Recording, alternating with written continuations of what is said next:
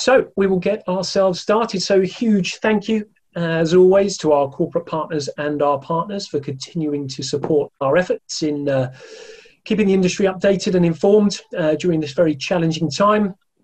This is webinar 18. So we've obviously tracked things since lockdown, throughout lockdown, and then as we start to re-emerge. So big thank you to ASIS, BMS, CAPS, Copart, EMAX, Integral, Enterprise, Nationwide Vehicle Recovery Assistance, S&G Response, and our partners, the Green Part Specialists in DARSA and the Innovation Group. So before every webinar, we like to read our little disclaimer. So the views and opinions expressed during the following webinar are those of the individual contributors and do not necessarily reflect the official policy or position of the contributor's employer, organisation, committee, or other group or individual. Please respect any all contributions, and we encourage you to join the conversation via the interactive functions available. You would have thought I would have known that off by heart now, having done it for 18 weeks, but I don't. And joining us today, today's panellists, we've got Andy Lawler, Business Development Director at Motorfix Accident Repair Centres. We've got Jane Pocock, Managing Director, UK and Ireland of Copart. And we've got Dave Thompson, Director of Claims at Tesco Underwriting. Welcome all. So we'll let you introduce yourselves if we can, and I'll come across to you first, Andy, if I may. So just give us a little bit of an insight. Who is Andy Lawler, for those who don't know, and you know, what's been happening in recent weeks? Okay. Well, firstly, good afternoon, everybody. My name's Andy Lawler. I'm the Business Development Director for Motorfix Group. A bit about the group, for those who don't know us. We're a regionally based accident repair group, predominantly based in the home counties and the southwest. Who do we work for? Our customers are fundamentally blue chip companies, main insurers, and fleet management companies. In terms of what we offer, fundamentally we offer regionally based repair solutions for cars and light commercial vehicles. If I was to try and summarise Motorfix for people who don't know us, really, our focus is very much all about the customer journey. And we invest very heavily in that. And yeah, that's hopefully giving you a bit of an oversight of Motorfix, who we are, what we do, and where we operate. Fantastic. Thank you very much, Andy. And Jane, if I can come across to you there. Hi, everyone. I'm Jane Pocock. I'm from Copart UK. We are one of the largest salvage operators in the world, and basically in the UK we've got 16 sites, of which we operate, giving us national coverage. We have a branded fleet of transporters that go and collect total loss vehicles around the UK, from policyholders' addresses or from body shops and recovery agents, and bring them back to our bases. We then put the vehicles into auction and use our digital platforms to realise the best returns for the insurance industry. Super stuff. Now, Jane, I did see recently in a meeting you were doing a C, weren't you? Come on, show us it. C for Copart. I saw that. Yes. Oh, yeah. There we go. Good. Right. I'm glad you can do that. Okay. That was the first test for you. And Dave, if I come across to you in terms of your role within Tesco, and obviously what a little bit in terms of what you've seen in recent weeks. Yeah, good afternoon, everybody. So my role in Tesco is Director of Claims. Just a little bit about Tesco Underwriting. We are direct home and motor insurers for the UK. We are split located in the UK with our head offices in Reigate, and our claims centre based up in Newcastle upon Tyne, where I'm based. Over the recent period, we have had our Reigate colleagues working entirely from home, had our Newcastle colleagues working predominantly from home, but maintained some essential telephony services from the office, but being able to service the customers within our appetites, given the reduced frequencies, which I'm sure we'll come on to in a little more detail over that time. But I do know I'm on most Zoom calls recently one of the few people who is predominantly in the office. Most people I speak to over recent weeks tend to be working from home, but certainly we've maintained that small office presence to keep the business continuity and service to our customers. Tesco Underwriting as a brand, obviously part of the wider Tesco group. Our central focus is providing a customer-centric service to customers and putting that at the heart of all of our decisions, which again, I'm sure we'll come on to and discuss in more detail some specific examples later. Brilliant. Thank you very much, Dave. Now, again, with the webinars, what we usually do is just jump across to our weekly data insights. So if we have a little look, and obviously CAPS data has moved across to monthly, so we'll have that in a couple of weeks' time. We'll be sharing that.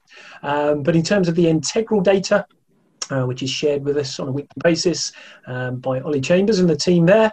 So the heat map, again, just some clear sort of and obvious, if you like, regions. The darker the colour, the higher the claims volume counts.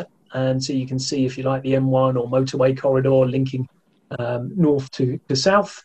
There is pretty active at the moment. And overall, we've got -7% decrease week-in-week claims volumes. This is of last week. A 42% increase in month-on-month claims volumes, 7% of the volume coming from new hotspots. And again, that's spread across 346 postcodes. And the new hotspots are Romford, Weybridge, High Wycombe, York, Southampton and Poole. And just to reiterate, that data is pulled from enterprise customers. So those claims requiring an enterprise rental, which equates to about a third of all claims, plus the addition of its own claims business data, which handles claims for brokers. And the postal hotspots, the actual postcodes are M7, KT13, HP11, YO24, SO15, BH14. And the top 6 volume postcodes, EH6, E12, HA3, RM3, G58 and NW9. Okay. So let's come back to you. You've just obviously seen the data there, and we've, if you like, we've mentioned Apple frequency of travel in terms of where volumes are going. Dave, and I'll come across to you first. Is there any kind of, surprises, shocks in there, and what are you finding within your own business at the moment? I think the decrease in 7% week on week, I would say, doesn't tally with TU figures, but we'd say it's probably been broadly flat in Tesco underwriting world in terms of motor claims frequency over that same sort of comparison. I think the bigger picture is seeing a slow and gradual return on the frequency side of the stats from I think a lot of insurers reported April being something like 70% down on pre-COVID levels. In that world, we've seen that gradually increase month on month since then, but at a fairly slow rate, and these last couple of weeks have not seen significant increases. So I think that probably tells a similar story. I think our expectation going forward is to see that continue. I don't think we're expecting any step change or sharp increases given consumer behaviours and the messages from the government at the moment. But I think that that gradual increase is something that we're planning for in our sort of workforce planning going forward and preparations for the coming months. Okay, fantastic. Andy, I'll come across to you in terms of what you've just seen there, and in terms of your own experiences within the business. Yeah, I think before we went into lockdown, we had a very strong forward diary. Within our business, we saw claims drop to sort of 25% of what would be normal. And I concur with what's been said there. We've seen it gradually grow back up. We're currently tracking at sort of between 60, 67% of what we'd expect to see pre-COVID. So pretty consistent with what Dave's saying. Looking forward, I'd agree. I don't see any real step change in any way, shape or form. Within the business, we're kind of thinking that the market for us into Q4, Q1 is going to be looking at probably 70, at best 75% of pre-COVID claims volumes. And that's kind of where we're centering our planning in the business. Okay. And are you experiencing, fluctuations week on week? Again, referencing obviously the data that we've seen, not necessarily to that degree, but is it a bit stop and start at the moment? Yeah, we always have a strong Monday, and then as you travel through the week, that starts to just taper off. there's no rhyme or reason to it. You can't. It's very hard to put your finger on it. It's not one customer or one particular insurer. It's just a real mix across the board. I mean, this Monday we had a real spike in volume that was ever so slightly more than what we'd expect on a Monday in terms of pre-COVID. So, yeah, very hard to sort of fathom out where it's coming from or what's driving it. But yeah, to say it's erratic would be a fair statement. Okay. Fantastic. All right, and we've got, if you like, the whole sort of continuum here. So we've obviously got Dave who starts all of this process. We've got Andy who does the bit in the middle, and Jane the piece at the end, I suppose. So how are you finding things and volumes right now in terms of the business yourself? Well, we've actually been quite busy. We've at this moment in time we're returning to about 65-70% of our previous volumes. So we are collecting more total losses, and we're also seeing more customers come and join us that want to use our digital sales platform because they may previously have had a physical sales site. So we're definitely seeing a slight shift in the market there. So it's encouraging, I think, from our perspective, because we obviously benefit from the processing of the accident claims and return of value to the insurers. So we're sort of fairly optimistic about returning to normal. Probably thinking about across the next 6 months, we'll return to sort of 100% of where we were previously. So that's the sort of figures we're working on at the moment. Well, okay, fantastic. And Dave, I'll come back to you with this one. So, kind of let's put volume aside for one moment. Obviously, it's an absolute, key aspect of the industry. But are there other sort of changes or trends you're observing from your perspective that are, different, kind of, if you like, to what it was pre-COVID? Whether that be customer behaviour, whether it be type of accident, value of whatever it might be. What are you seeing out there? The short answer to that is yes. The long answer is in lots of different areas.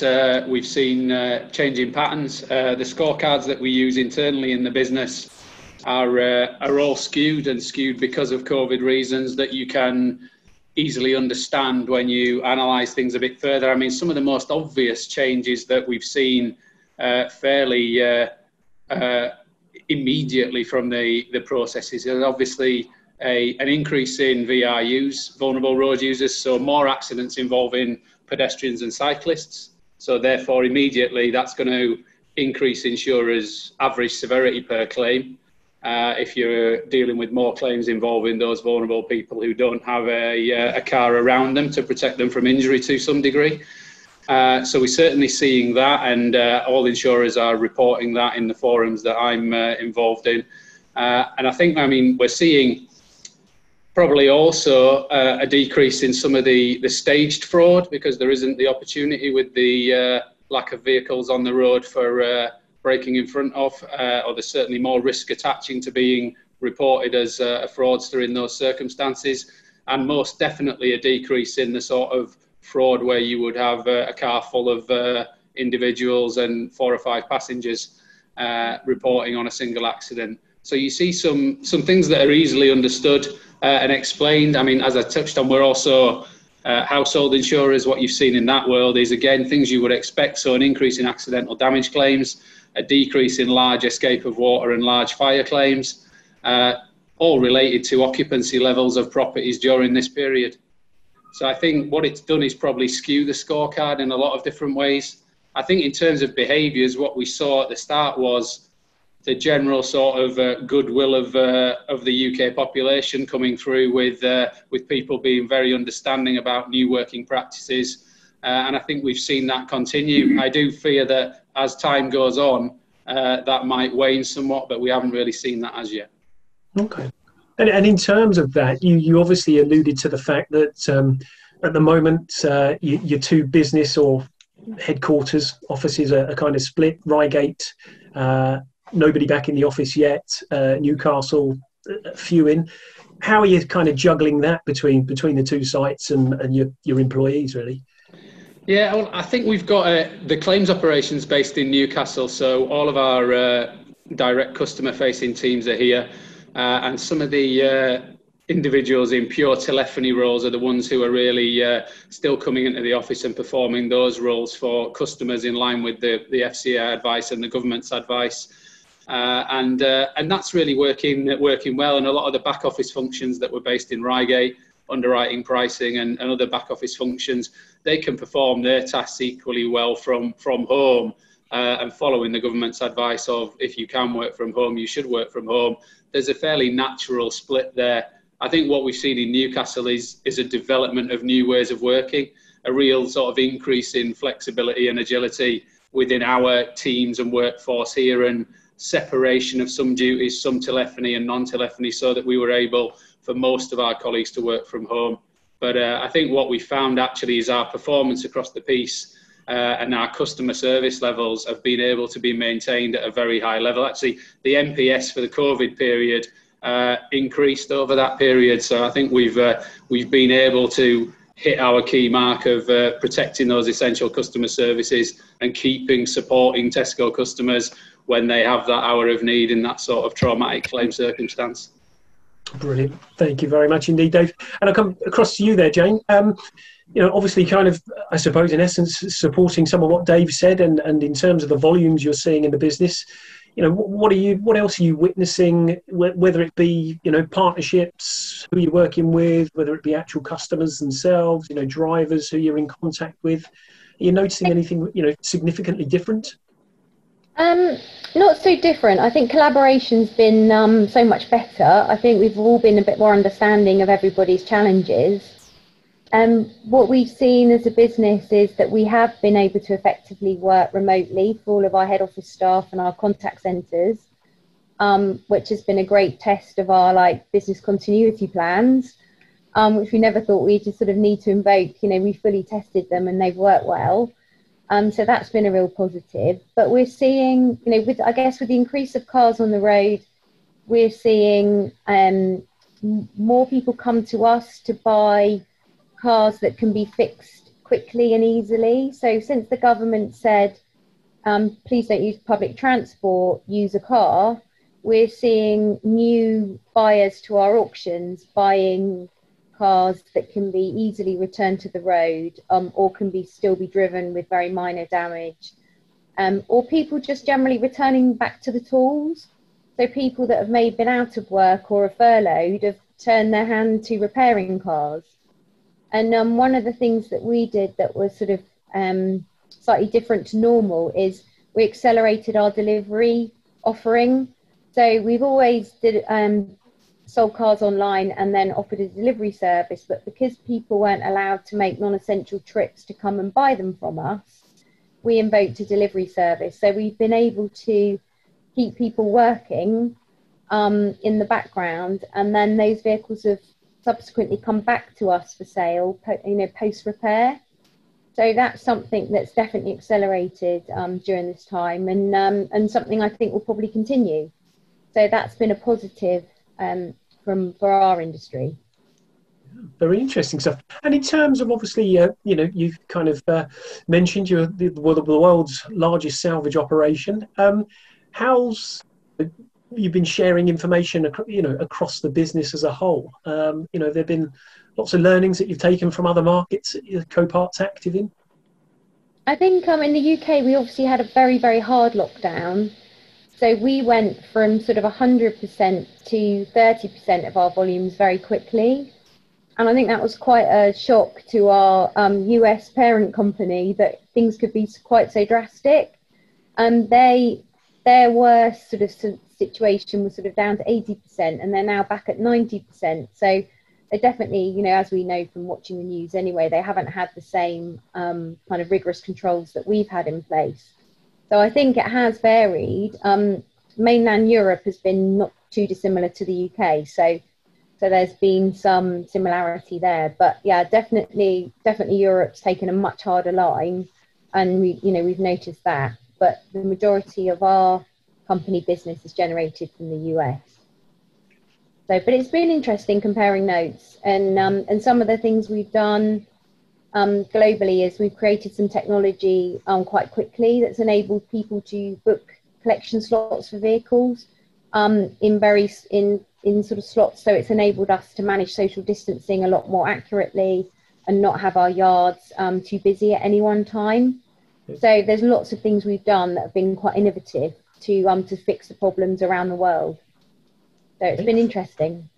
Yes, fantastic. As well, maybe just from our side, from the accident repair sector side, we've certainly, a couple of key observations for me is we've seen a huge amount of collaboration between us and our customers. The way our staff have interacted with, our insurance partners and fleet management companies has just been really impressive on both sides. And, it really be a good opportunity just to say thank you to that. It'd be, to our insurer partner staff, and take an opportunity to say thank you to our staff as well. That collaboration has just been, really impressive. It'd be great to see that continue going forward. I think the other thing that we've seen is, working with reduced staff levels, people have found themselves in job roles that they wouldn't have normally been in, and the ability to adapt and to do those jobs in such difficult times has been, again, a real take-home point for me. And, a bit about today is what do you see going forward in the future? And I think for me, one of the things I want to see in our business is we'll look to have a much more dynamic workforce, not just single-skilled people, but more multi-skilled people. And again, a real take-home point is, if this comes back and we go back to where we were, I think that'll be a real strength for us, a real learning out of what we've gone through in terms of having a, as I say, a much more multi-skilled workforce that's, got this sort of real can-do attitude and can collaborate in such short time frames. So, just to sort of support a couple of those points, just an observation from my side. That's great. And I think, everyone is very, if you like, aware of how quickly everyone has moved during this time. And I think we've probably surprised ourselves in terms of how quickly we can move and how successful that's been. So it's been a real learning curve for everyone. Mm-hmm. Now, coming back to you, Andy, in terms of obviously the Motofix business, you stayed open throughout the entire pandemic. What, if you like, what have been your learnings from that, first and foremost? And also, you're quite unique in terms of a group. Your geographical spread is quite large for the number of sites that you've got. So what have been your experiences of that, really? How's that either played into your hands and or otherwise, to the detriment of it? I suppose the first point is, we took the decision very early to stay open. We looked at several different scenarios, and really for us, that was the best decision. One of the key drivers in that was to think about our customers and the continuation of the service that we deliver for them. They were still insuring cars, people were still out there. In the early days, there was all that support required for key workers, etc. So one of the key drivers for us to stay open was to ensure that we can continue a continuation of the delivery of service for our customers. Another thing that I looked at, and the business looked at, was, if we were to furlough a site in total, the challenges of bringing that back from being in a mothballed situation are quite onerous. So again, taking that long-term view, those were kind of a couple of the key drivers for us to take that decision to stay open and work through. What other learnings have we had? I think the focusing on how we manage staff levels, resourcing, how we work across the group. If you think about the geographical spread, where we were finding challenges in one area, maybe that's through part supply, we were able to source it through another area. Another big challenge for us was the real spikes in terms of the mix of work, certainly in the Southwest and pretty much across the group. But certainly in the Southwest, we saw a huge amount of heavily damaged cars, a lot of significant increase in write-offs. But again, to sort of service our customers, we used things like our central services to redeploy work. I mean, it's not cheap doing that, and that's a hit we have to take. But again, it's one of the strengths of having such a wide footprint. We operate, as I said, in the home counties. We've got 8 centres across 8 different counties, stretching down to the southwest. So, the geographical spread really does play to our strengths. Again, taking a view on the future. If we do find ourselves in an unfortunate situation where we end up with regional lockdowns, again, having such a wide spread in the locations we operate in, I think is going to be another reason why we'll be able to continue to service our customers in what is challenging times. And I think those challenging times are going to stretch out for quite a bit. So I think there are a couple, 2 or 3 learnings in there for me in terms of how we've managed to trade through.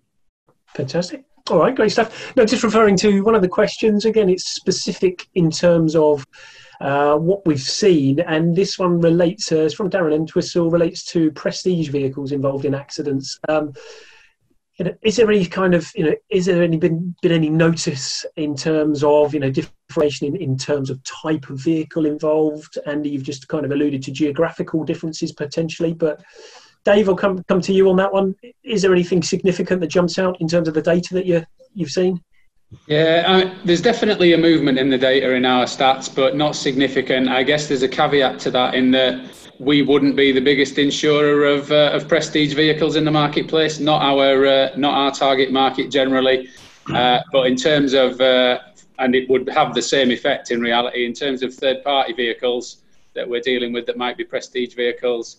I think some of what's said there I recognise, but I wouldn't say it's anything that jumps off the page for us. All right, fair enough, no problem. All right, so obviously, 3 vastly different businesses that we've got on joining us on the webinar today. Has there been any real standouts in terms of what this whole thing has highlighted about your own business, your role within the industry?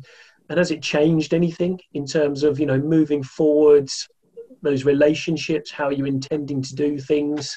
This is kind of a little bit of a crystal ball gazing type thing, but, is there anything that real stands out that you could say, yes, Copart now, or Tesco's now, or Motorfix now, has changed in that way? Jane, if I can come to you first on that one. I think firstly, we quickly learned we were an essential service provider, so we quickly reacted to that. Our priority was to look at our staff and protect anyone that was vulnerable, and apply the appropriate shielding to those, and then issue PPE to our staff so that our drivers could carry on collecting and performing to the service standards that we're committed to. So I think we learned very quickly how to manage our people and how to protect them.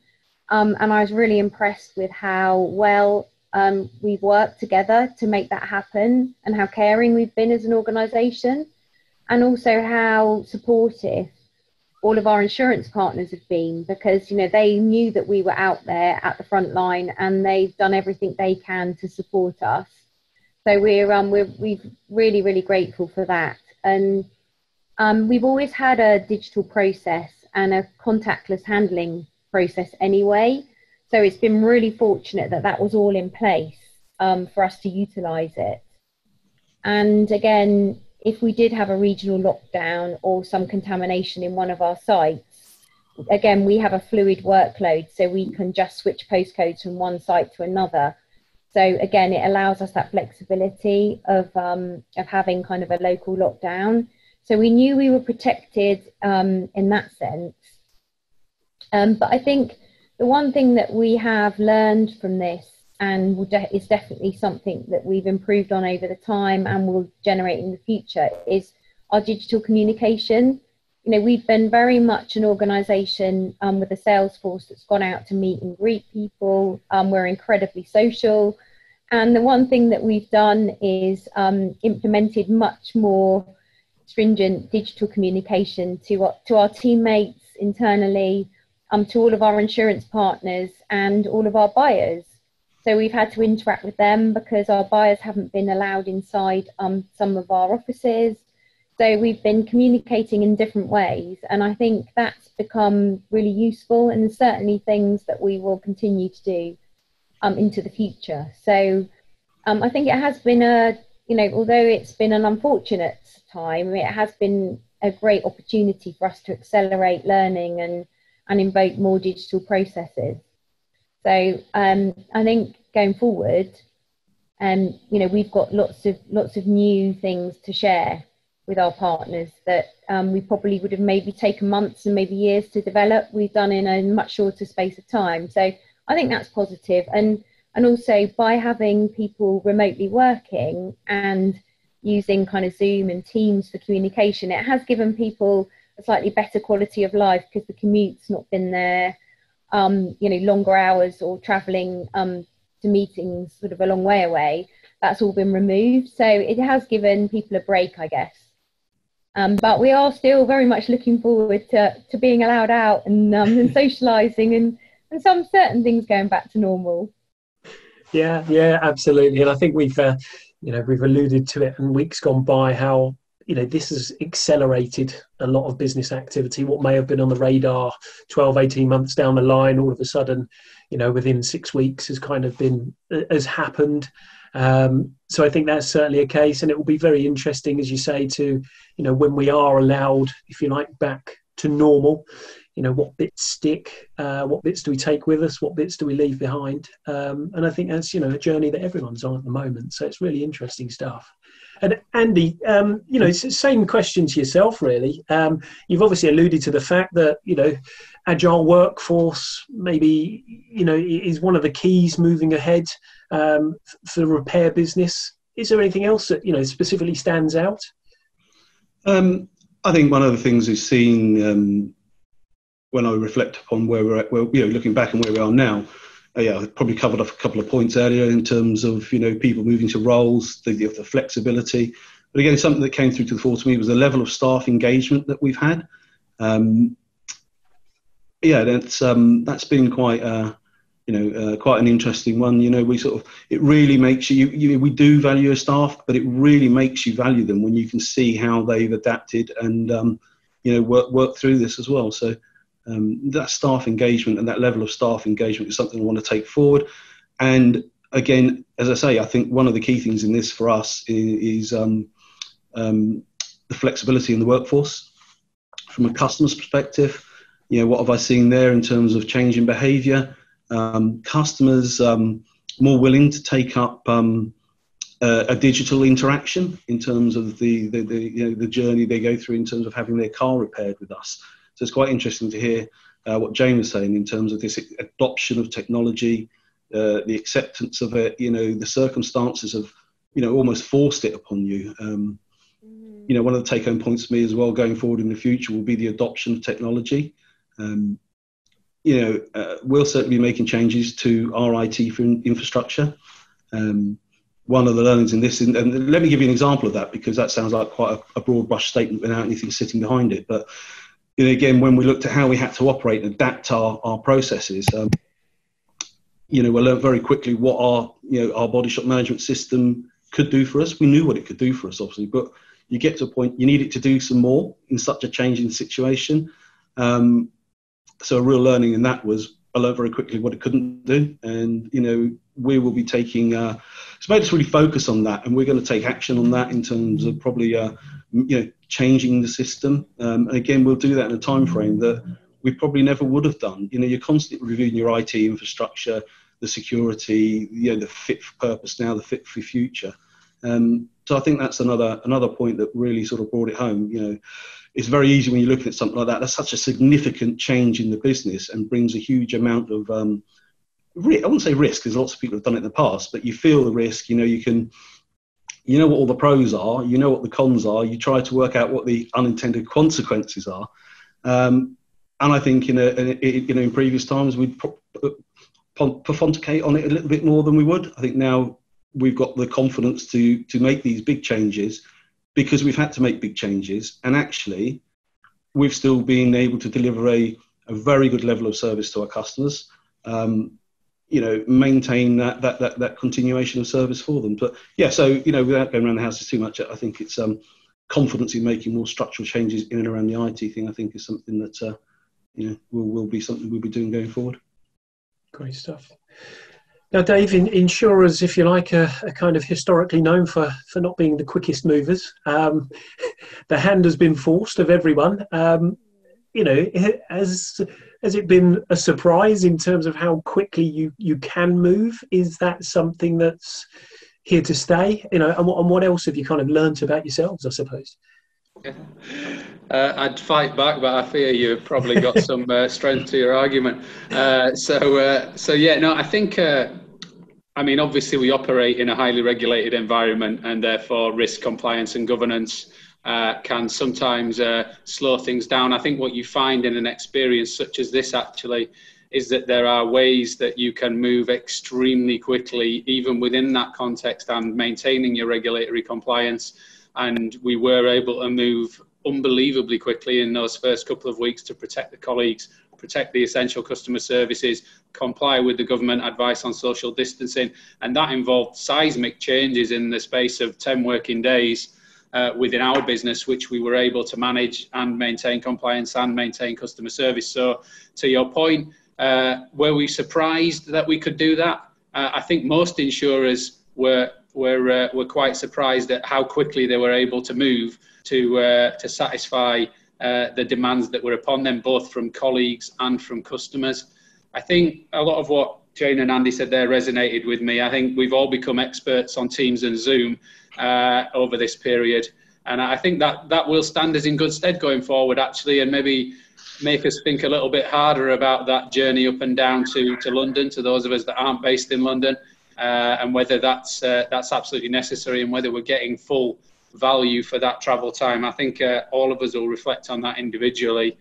When I think sort of more forward looking, as you were pointing towards in your question, I think what this will definitely do, I'm not sure it'll change our future plans, but it has undoubtedly accelerated them.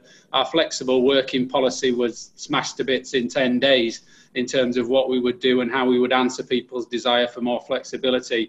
So we've obviously had to rethink that sort of criteria. And the colleagues themselves are rethinking what they want, and some it's working for them working from home and some it isn't. And so we're conscious of that. And I think we're going to all have to think very hard about our operating model going forward. I'm sure a lot of businesses now are looking at their location strategy, about their resourcing strategy and how that's going to work going forward. I think for us, that sort of operating model consideration, business model consideration, I think definitely the lens of operational resilience and flexibility has gone probably up the list for everybody as a result of this, as to how do you find a model that keeps you flexible to deal with shocks as significant as this to the system without being in that sort of crisis management phase that most companies were in, having to set up specific teams to deal with the decision-making processes. So I think what this will do, it'll bring higher up the decision chain that consideration around operational resilience, most definitely, and flexibility. And to Andy's earlier point on an individual level on flexibility, I think that idea of all of our colleagues having a broader and deeper skill set rather than focusing in one area is definitely something we're focusing on within Tesco Underwriting. And that's very complementary to the further point regarding digitisation. And I think the other thing that this whole COVID experience will do will undoubtedly accelerate that integration of a digitised portion of your workforce, which needs to be complementary to your working from home population, complementary to your remaining working from office population. How you integrate that, make that work well, optimise productivity, they're huge questions that all insurers will be wrestling with now, and we certainly are, as to what's going to be the best model for us to service the Tesco customers going into the future in this claims environment. But yeah, I think we've definitely accelerated that, bringing in the digitisation, the greater consider of automation, and how we remove those very straightforward tasks from our operation to give our people the time to really give customers great service on the more complex, difficult and technical things. I think we're all moving in that direction. This has accelerated that. Great oversight. Thank you very much indeed, Dave. Now, I just referring back to a question that's come in from Rob Smale. A great question, actually. We've kind of referred to changes in behaviours, changes in partnerships. What things that work providers and or suppliers are doing differently during this period would you like them to continue doing post-COVID, and why? Oh, that's a good question. I'll come to you, Jane, if I may first. I think one of the things that we've engaged in is more regular contact with our partners and all of our suppliers. So I think we would like to see that continue. I think in our business, we've always been very data driven. We're digital anyway. So access to all of our information is available 24/7 for all of our partners. So if you like, we've been at the forefront of everything that's kind of required in a pandemic, in terms of we've got a lot of self-service information available. Our auction vehicles are also available to view 24/7. So there isn't too much, we would alter. I think it comes just down to the regularity of our contact. I think, we've definitely set up a regime now that will continue. And with our staff, again, very similar to what Dave has said, our flexible working policies have been tested and we're still delivering the service that we need to deliver. So I think we will be able to continue with more flexibility. And I guess that's, that is demanded of us as time goes on. And I'm looking forward to us being a more flexible organisation. And the fact that we've got locations that are all interconnected nationwide, it allows us to have, good communication with all of our sites. And we're constantly looking to expand our business, look for more locations. We have connectivity with all of our fleet network. So I think for us, the things that we will continue and definitely recommend that's continued is just having much more investment in the digital space. Yeah, and probably far more, utilisation of it, I suppose. If it's already there, it's almost bringing it to the fore right now, and hopefully, sort of integrating it into everyone's business in terms of your supply partners. Dave, specifically, let's kind of reference the repair side of the world on this one. What's impressed you? What have they brought to the party that's kind of, either changed things or just been something different that you've really thought, yeah, that's great? Yeah, well, I mean, as a whole, I would say they've been fantastic and they've been absolutely integral in us being able to service and delight the customers in really difficult circumstances. And they've been absolutely key in some of the sort of extra little helps we've given to customers who needed things maybe over and above what we would ordinarily do because of the circumstances. And all of our repair chain network providers in that area have been more than willing to go the extra mile. We always had, whilst there were reductions in capacity, as you know, during that period, we're actually back now up to full capacity. And even in that period, we never had a point where we didn't have enough network capacity to service the customers who were still there, and certainly to prioritise key workers, for example, who needed to be kept mobile to carry on doing what they were doing in the COVID response. We had to do a number of little things, and the supply chain all the way through that were fantastically helpful, always trying to do the best and prepare to go the extra mile. My ask of the supply chain, I guess, which is the answer to Rob's question principally, is what would I like to see more of and what would I like to see it continue, is that I'd really like to see the collaboration and openness that we've seen over this period continue. So we had a couple of supply chain providers who were struggling, who needed some assistance, and who came and talked to us, and we had conversations, and we worked together, and we found a way through it, and we came out the other side a lot closer and better for that engagement and discussion. And in years gone by, that conversation would probably have never happened. So I would certainly recognise that as something that I saw through this, and we encourage at all times in the supply chain. And I'd continue to encourage that. I think what we want are partnerships, not a top-down demand supply. Here's what we need, supply it to us, hit these KPIs or else. I think what I want is partnership and collaboration, and that openness. Can we solve problems together? If I'm seeing a problem in what I'm trying to provide to customers, can they help me? We certainly had excellent assistance from the supply chain in rolling out a recent bite-sized comms initiative, and the customers have loved it, and that's really driven up our NPS again, giving customers regular bite-sized comms all the way through the repair chain, which previously we didn't do in a bite-sized fashion, which we'd had some feedback saying we'd rather have it in smaller chunks. Thanks very much. And again, repair providers were chomping at the bit to partner with us and help us with that. So yeah, I think I'd say that's been a big positive, and I'd like to see that continue. That's fantastic to hear, and really great that those relationships are kind of moving on beyond simple repair mechanisms, if you like. You said it yourself, solving problems together. That's great to hear. And Andy, shoe on the other foot, if you like. What's been your kind of take on all of that? You've already alluded to it in previous answers, but is there any sort of standout that you think, that's been great for us? I think from my point of view, when we are, with any, we've had a long-standing, very loyal customer base. The approach in our business is to enter into any new customers is to enter into the spirit of partnership. We don't see them as work providers. We have customers, clients, and they're partners. So we've always had that approach. We've a high level of interaction in terms of operational reviews and scheduled, planned, strategic reviews. I think when I look across the industry, I think one of the things that I'd like to see in place going forward, and I think we'll see this with our customers as well, is a real genuine attempt to put yourself in your customer's shoes and look at it from both sides.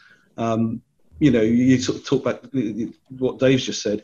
You've seen people really benefit from really trying to understand it from the other side and actually getting that common solution. So I think there'll be an intensification of people looking at that as a genuinely want to understand your business and how we genuinely work together. Okay, brilliant. All right. Again, just moving the conversation on, it's fantastic. There's loads of questions coming through, which is brilliant today. So hopefully we'll kind of wrap those into some of the subjects that we're going to discuss now. But so as restrictions, start to ease, business support packages are kind of, gradually downscaled. What are the key challenges respectively now that you are looking at within your own businesses? The human element to this is obviously massive. How do you assess staff well-being? That comes through from Miles Keeble there.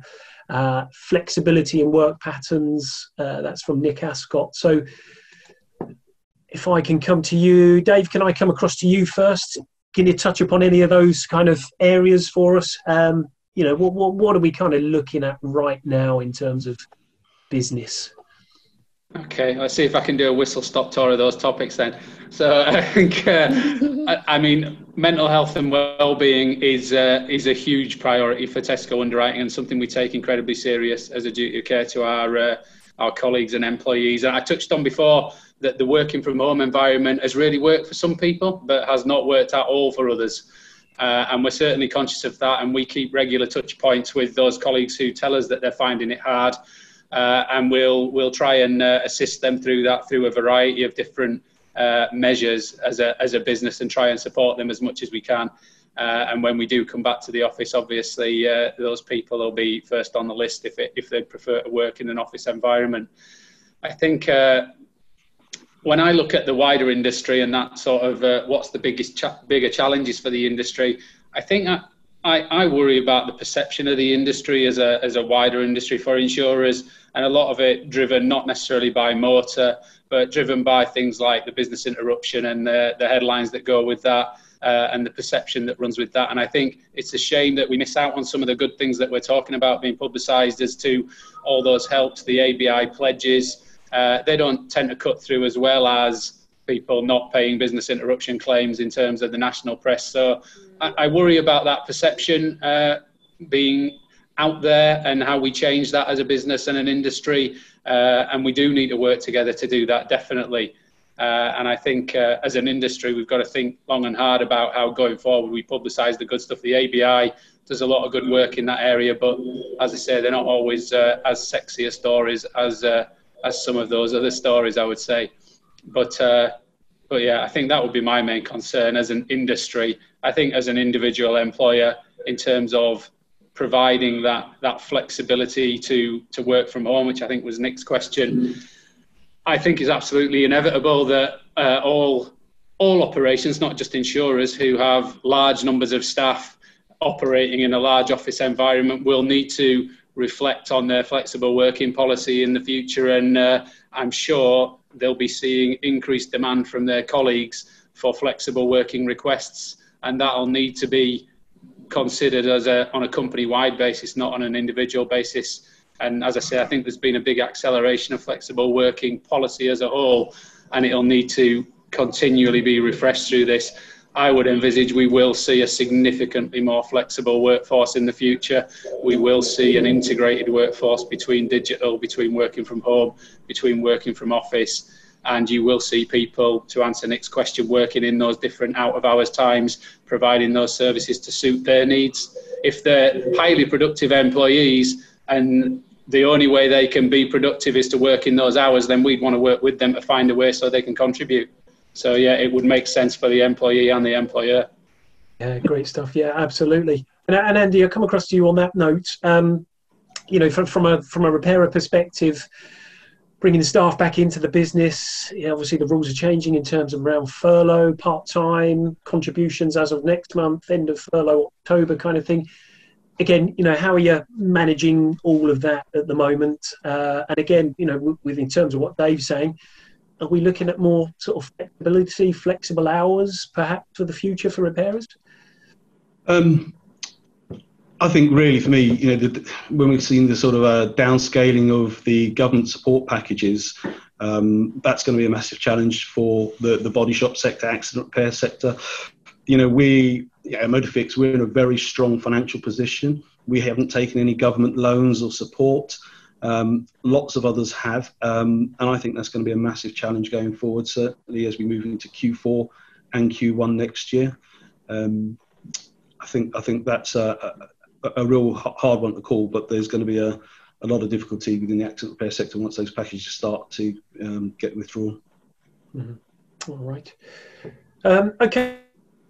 Right. A few more minutes. Jane, if you like, what's the key business focus for you, for Copart, for the organisation, for arguably your sector as a whole, if you like? You know, what's the kind of, you know, where you're really looking, where your sight's set within the next couple of weeks? Is it that return in volume? Is it looking at how you do things differently?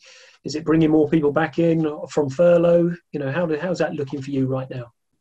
So, well, as an organisation, we haven't sort of gone through the furlough process. We've, and as Andy alluded to, we're also a very sort of cash-rich company, so we haven't had to loan against our business to continue. So that's been really positive for us. I think we will continue with some of the flexible working where we can, certainly in our contact centre areas. I think we'll look to extend our operating hours so that we can continue with offering more flexibility. Some of the things we are looking at doing is changing some of the timetable for our auctions. So we might run some in the evening, we might run some at the weekends. So things that are different to what we've done normally. We've survey monkeyed our business partners during this period to get their feedback on how we've operated. We've surveyed our staff and we've surveyed our members. So we've got a lot of intelligence now that we can work with. So we will be making some changes. But on a positive side, you know, for the insurance partners, it's seen a reduction in sort of claims and total loss cases during this period, which has been kind of fortunate for them in one sense. We've seen a very much an uptick in the returns of salvage, probably the highest auction returns that we've ever seen. So I think you know, that's very positive for our industry. And also there's a keen interest in the people that buy the vehicles from us. Very much look to use the Green Parts network for repair. So that's a positive step as well, in terms of recycling. So I think, you know, we've actually potentially going to come out of this in a very strong position, I think, which is, you know, it sort of is a difficult thing to say really when a lot of organisations are experiencing a lot of difficulty. You know, we're one of the ones that does have a good experience in a downturn market or in a recession. So I think it's something that, you know, we're just looking at and observing on a week by week basis at the moment. Okay, brilliant, great stuff. Andy, your kind of, if you like, what are the key timelines or you know, defining moments that you're looking at currently within the business? For me, I suppose in the short term, staff and customer welfare, we're going to keep a really tight rein on all of the measures that we've put in place across the group. I suppose the second point for me would be around continued focus on, really positive, high quality repairs and positive outcomes for our customers. In terms of timelines, we need to get out of this pandemic. You then move to how does society start to behave again as it did previously? And I think they're the first two for me. And, once society goes back to operating and interacting how it did, that will then really kind of define, what the future looks like. So in terms of being able to predict how the market's going to function, and in terms of claims volumes and the softer side of things, how people interact with each other. So, for me, they're the kind of three key points to look at in terms of stepping through the next few months. Okay, brilliant. Dave, very briefly, just to finish off, your next week or two, where you don't want to know. I guess, I'm looking at this in sort of, if you like, 3 different time lenses. So we need to secure the current delivery that we've got, both continuity of service and making sure we look after colleagues through this process. We need to accelerate the recovery, which I think is going to be probably more complex and challenging for all of us coming out of this than it was coming into it, given the longer tail nature of it. But we need to accelerate that and land that correctly. And for the medium to longer term, obviously the planning is more about, as I touched on before, operating model, operational resilience, flexibility of workforce, and analysing changing customer demands and customer needs over that period and seeing how that impacts our operating model as well. Brilliant. All right. Wonderful stuff. Thank you very much indeed. Now, those listening in, we have got some questions still in the box. So what we'll do is I will catch up with the 3 panellists after the session today and see if we can get some responses there and get those posted up on the ILC website. Leave us a message in the chat room. Let us know what you thought of today's session. A huge thank you to Andy, Jane and Dave for your contributions today. Thank you very much for taking time out of the busy diary. I know it's a million and one things and plates spinning at the moment, but really appreciate that. Obviously, again, huge thank you to our corporate partners and our partners for continuing to support these webinars. We'll be back again next week. This webinar will go live, recording will go live first thing tomorrow morning. It will also be reproduced as a podcast. So for those who need to get time away from the screen, you can listen to it on the go instead. So thanks once again, Andy, Jane and Dave. And thank you everyone for joining us. We'll catch up all with you soon. Take care. Thank you. Bye. Take care.